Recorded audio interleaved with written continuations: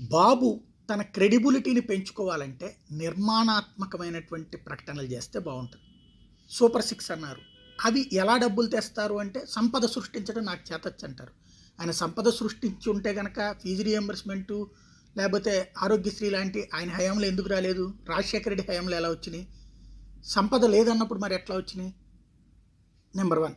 రెండవది, మొన్నటిసారి తను 2014-19 మధ్యలో సంపూర్ణ రుణమాఫీ, డ్వాక్రా రుణమాఫీ ఇద్దరికీ కూడా సంపూర్ణ రుణమాఫీ, నగలు కూడా బ్యాంకుల నుంచి విడిపిస్తానన్నటువంటి మనిషి ఎందుకని చేయలేకపోయారు? ఎందుకు సృష్టించలేకపోయారు సంపద?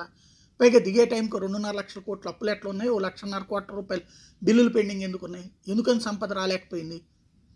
కుప్పం నుంచి విమానాల్లో కూరగాయలు ఇంతకుముందు ఎందుకు తెప్పించలేకపోయారు? 14 ఏళ్ళు ముఖ్యమంత్రిగా ఉండి ఇప్పుడు తీసుకొస్తానంటే ఎట్లా ఉంటుంది?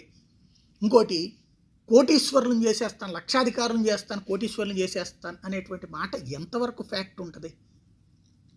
వాస్తవానికి దగ్గరగా హామీలు ఇస్తే అది ఒక అర్థం ఉంటుంది. ఇదిగో 3,000 పెన్షన్ ఇస్తున్నాడు కదా అతను, నేను వస్తే ఏడాదికి 400, ఏడాదికి 500 రూపాయలు చొప్పున పెంచుకెళ్తాను, 5,500 చేస్తాను, లేకపోతే ఏడాదికి 250 రూపాయలు చొప్పున పెంచుకెళ్తాను, ఇదిగో ఇట్లాగా ఆదాయం పెరుగుతుంది, ఈ రూట్లో వస్తుంది అనేటువంటిది ఉండాలి. సంపద సృష్టించడం నాకు తెలియదా తమ్ముళ్ళు అంటే, తమ్ముళ్ళకి తెలుసు సంపద సృష్టించామా, వచ్చిన సంపద సృష్టించబడింది ఎవరికి? పార్టీ వాళ్ళకి తప్పించి జనాలకి రాలేదు కదా.